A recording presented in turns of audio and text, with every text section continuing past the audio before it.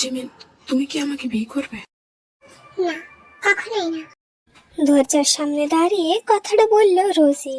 মা, তুমি এখানে? হ্যাঁ, আমি তো এটা দেখতে এসেছিলাম যে তোদের কিছু লাগবে কিনা, কিন্তু এখানে তো অন্য কাহিনী চলছে। মা, আসলে তুমি ভুল ভাবছো। এই জন্যই বুঝি লিসাদের বাড়ি যেতে বারবার।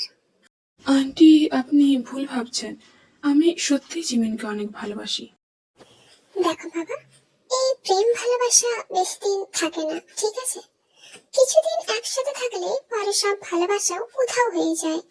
তাছাড়া তুমি একজন বড় ব্যবসায়ী, আর আমার মেয়েরা শুধুমাত্র তোমার কোম্পানিতে কাজ করে। আমি আপনার মেয়েকে অনেক সুখে রাখবো আন্টি, ওকে কোনো কষ্ট পেতে দেব না। না, আমি আমার মেয়ের বিয়ে তোমার সাথে কখনোই দেব না। কিন্তু মা, আমি সুগাকে সত্যি খুব ভালোবাসি। সুগা খুব ভালো একটা ছেলে। দেখ জিমিন, আমি তোর মা, তাই আমি অবশ্যই তোর খারাপ চাইবো না। আন্টি, আমি কিভাবে নিজের ভালোবাসা প্রমাণ করব? কোনো প্রমাণের প্রয়োজন নেই। জীবন ভাইয়ের সাথে আমরা কোনো সম্পর্কে জড়াতে চাই না। আমি যদি আগে জানতাম লিসা তোমাদের বাড়ির মেয়ে, তাহলে কখনোই আমার মেয়েদের তোমাদের বাড়ি যেতে দিতাম না। কেন আন্টি, আমাদের বাড়ির সাথে কি সমস্যা? আমরা তো কারোর কোনো ক্ষতি করিনি। দেখো বাবা, এখানে আমি কোনো রকম তর্ক করতে চাই না। তুমি আমার মেয়ের থেকে দূরে থাকবে, আর জিমিন, তুইও এদের থেকে দূরে থাকবি। আর হ্যাঁ, আমি জিনের সাথে কথা বলে নেব, তোরা জিএন কোম্পানি ছেড়ে কিম ইন্ডাস্ট্রিতে জয়েন করবি। কিন্তু মা, তুমি এরকম কেন বলছো? তুমি নিজের রুমে যাও, আর কখনোই আমার মেয়ের কাছে আসবে না। সুগা কোনো উপায় না পেয়ে সেখান থেকে চলে গেল।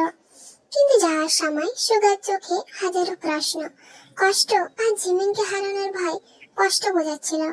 এই বিষয়টা জিমিনের সাথে রোজিও ভালোভাবেই বুঝতে পারলো, কিন্তু রোজি সেটা দেখেও না দেখার মতো করলো। মা, তুমি ওকে এরকম কেন বললে? আমি ওকে খুব ভালোবাসি। কিন্তু রোজি কোনো উত্তর দিল না। সে রুম থেকে বার হয়ে গেল। আজ সবাই নিজেদের বাড়ি চলে গেল। জিমিন, আয়ু, লিসা আর জেনি তেদের বাড়িতেই থেকে গেল। ওরা নাকি বিকেলে যাবে। এমন সময় জিমিন জেনিকে নিয়ে ছাদে গেল। কি হলো জিমিন, তুই হঠাৎ আমাকে এখানে নিয়ে এলি? জেনি, আসলে কাল রাতে যখন আয়ু আর জাংকুক ছাদে ছিল, তখন সুগা আমাদের রুমে এসেছিল। তারপর জিমিন কালকে সমস্ত কথা জেনিকে বলল। আসলে তে আর লিসা তো এক সপ্তাহ পর চলে যাবে, আর আয়ুকে যদি বলি তো সেও চিন্তা করবে, কারণ আয়ু তো সুগার ভাইকে ভালোবাসে। তাই তো তোকে একা নিয়ে এলাম। আমি বুঝতে পারছি না কি করব। আমি তো এই ব্যাপারে কিছু সাহায্য করতে পারবো বলে মনে হচ্ছে না, কিন্তু মা হয়তো তোকে কিছু বলতে পারবে এই ব্যাপারে। এই বলে জেনি জিমিনকে নিয়ে যিশুর কাছে যায়। জিমিন যিশুকে সবকিছু বলল। জাংকুক আর সুগার বাবা ডিও একজন বড় ব্যবসায়ী ছিল। আমার স্বামী মিনহো আর তোমার বাবা বোগাম দুজন ভালো বন্ধু ছিল।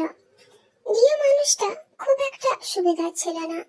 সবসময় মানুষকে ঠকিয়ে কিভাবে টাকা নেওয়া যায় সেটাই ভাবতেন। ডিও খুব পাওয়ারফুল ছিল বলে কেউ কিছু বলতে পারতো না। মিনহো আর বোগাম দুজনে বিয়ের পর একটা ছোট ব্যবসা শুরু করছিল। 5 বছর সব ঠিক ছিল। হঠাৎ একদিন ডিও বোগাম আর মিনহোকে বলে আমাদের কোম্পানিটা যেন তাকে বিক্রি করে দিই, কিন্তু ওরা মানেনি। তার 2 দিন পরেই ডিও বোগাম আর মিনহোকে মেরে ফেলে। সেই জন্যই রোজ তোমার আর সুগার সম্পর্কটা মেনে নিতে পারছে না। সত্যি বলতে, তোমার জায়গায় যদি আমার মেয়ে জেনি হতো, তাহলে আমিও ঠিক একই সিদ্ধান্ত নিতাম। এই কথাগুলো শুনে জিমিন আর জেনি দুজনেই অবাক হয়ে যায়, এবং তার বাবার খুনের ছেলেকে সে ভালোবাসে এটা জেনে যেন তার মনে দুঃখ আর রাগ দুটোই কাজ করছে। এভাবেই 1 সপ্তাহ পার হয়ে যায়। আজ তে আর লিসার ফ্লাইট, তাই সবাই তাদের ছাড়তে যায়। আর জাংকুকেরও রাতে ফ্লাইট আছে, এজন্য আয়ু তাদের সাথে যায়। ওরা চলে যাওয়ার পর জিমিনকে সুগা ডাকে। জিমিন, আমরা কি একটু কথা বলতে পারি? আয়ু, জেনি, তোরা গাড়িতে গিয়ে বস, আমি আসছি। এরপর ওরা সেখান থেকে চলে যায়। জিমিন, সেদিনের পর থেকে তুমি আমাকে না কল করেছো আর না দেখা করেছো, আর অফিসেও তো আসছো না। সব ঠিক আছে তো? হ্যাঁ, সবকিছুই ঠিক আছে। আর আমি এবার থেকে আর তোমার সাথে কাজ করতে পারবো না, তোমার সাথে সম্পর্ক রাখতেও পারবো না। কিন্তু জিমিন, হঠাৎ কি হলো? আন্টি কি কিছু বলেছে? আমি কি একবার কথা বলবো? আমি তোমাকে ভালোবাসি না সুধা, প্লিজ আমার সাথে যোগাযোগ করার চেষ্টা করো না। আমি তোমার সাথে কথা বলতে বা তোমার আশেপাশেও আসতে চাই না। এই বলে জিমিন সেখান থেকে চলে গেল। সুগা জিমিনের যাওয়ার দিকে তাকিয়ে আছে। আজ সুগার অনেক কষ্ট হচ্ছে। কেন হলো তার সাথে এমন? সে তো কোনো ভুল করেনি। সে তো সত্যিই জিমিনকে খুব ভালোবেসেছিল। আর কিছু ভাবতে পারল না সে। মনে হচ্ছিল এখনই যেন জ্ঞান হারাবে। তাই আর কিছু না ভেবে বাড়ি চলে গেল। এদিকে এয়ারপোর্ট থেকে ফিরে এসে জেনি অফিসে চলে যায় আর কায়ের সাথে দেখা করার জন্য তার কেবিনে যায়। ভাইয়া আসবো? আরে জানি, আয় ভেতরে আয়। কিছু বলবি? ভাইয়া আসলে আমার তোমাকে কিছু বলার ছিল। হ্যাঁ বল, আমি শুনছি। আসলে আমি কিছু জানতে পেরেছি জাংকুকের বাবার সম্পর্কে। তারপর জেনি কাইকে সব কথা বলল যেগুলো জিসু জিমিনকে বলেছিল। এগুলো কি সত্যি জিসু আন্টি বলেছে? হ্যাঁ, কিন্তু ভাইয়া জাংকুক বা সুগা ভাইয়ের তো কোনো দোষ নেই, তাই না? তাহলে কেন রোজি আন্টি জিমিন আর সুগা ভাইয়ের সম্পর্কটা মেনে নিতে পারছে না? হ্যাঁ, এটা ঠিক যে এখানে জাঙ্কুক বা সুগার কোনো দোষ নেই, কিন্তু এটা তো আমার জন্য একটা ভালো সুযোগ। ভালো সুযোগ মানে? এখানে সুযোগের কি আছে ভাইয়া? আয়ু আর জাঙ্কুককে আলাদা করার সুযোগ। এখন জাঙ্কুক দেশেও নেই, তাই এই সুযোগে যা করার সব করতে হবে। তুমি এখন কি করবে ভাইয়া? তুই রোজি আন্টিকে শুধু এইটুকু জানিয়ে রাখবি যে আয়ু জাঙ্কুককে পছন্দ করে, কিন্তু এটা বলিস না যে জাঙ্কুকও আয়ুকে পছন্দ করে। কিন্তু ভাইয়া, আন্টি তো এই সম্পর্কটা কখনোই মেনে নেবে না। আমি জানি, আর আমি এটাই চাই। এতে করে আয়ুকে বিয়ে করা আমার জন্য খুব সহজ হয়ে যাবে। কিন্তু ভাইয়া, এটা করা কি ঠিক হবে? তুই চিন্তা করিস না বোন, সব ঠিক হবে। তুই শুধু আমার এই কাজটা করে দে, বাকিটা আমি বুঝে নেব। হ্যাঁ, কিন্তু ভাইয়া, তুমি কি আমার একটা সাহায্য করবে?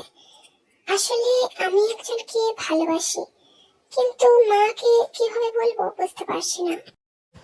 হুম, ছেলেটা সুবিন, তাই তো? ভাইয়া, তুমি কিভাবে জানলে? আরে তুইও তো আমার বোন নাকি? আর চিন্তা করিস না, আমি আগে আন্টিকে বলেছিলাম সুবিনের সাথে তোর বিয়ে হতে পারে কিনা। মানতে হবে একটা ছেলেকে 5 বছর ধরে ভালোবাসিস, কিন্তু কাউকে বুঝতে দিসনি। ভাইয়া, তুমি কিভাবে জানলে এত কিছু? তোর সাথে কথা বলতে তোদের বাড়ি গিয়েছিলাম। ওখানে একটা ডায়েরি পাই যেখানে লেখা ছিল মাই লাভ। পড়তাম না, কিন্তু প্রথম পেজটা উল্টোতে দেখলাম সুবিনের নাম। তাই নিজেকে আটকে রাখতে পারলাম না। সরি বোন, রাগ করিস না। রাগ তো করতাম, কিন্তু তুমি যখন মাকে মানিয়ে নেওয়ার দায়িত্ব নিয়েই নিয়েছো, তো রেগে থাকার কোনো কারণ নেই। থ্যাংক ইউ ভাইয়া। আর হ্যাঁ, তোমাকে আর আয়ুকে আর জাংকুক থেকে এক করার জন্য যা যা করতে হয় আমি সব করব। আমি 2 দিনের মধ্যেই আয়ুকে বিয়ে করতে চাই। 2 দিন পর কায়ের সাথে তোর বিয়ে ঠিক করেছি, তাই তোকে কাইকে বিয়ে করতে হবে। জিমিন, আমি কিভাবে অন্য কাউকে বিয়ে করব? আয়ু, তুই জাংকুককে ভুলে যা।